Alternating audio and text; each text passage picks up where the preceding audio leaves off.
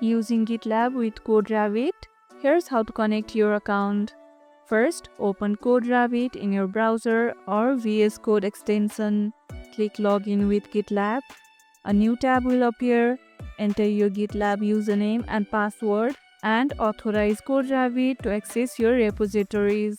Once connected, CodeRabbit will analyze your GitLab projects, providing AI-assisted suggestions and automated code reviews.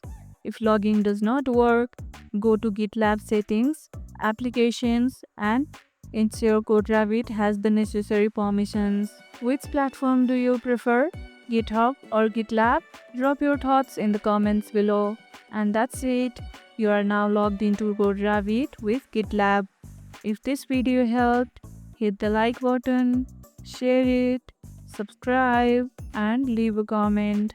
Thanks for watching, and I'll see you in the next one.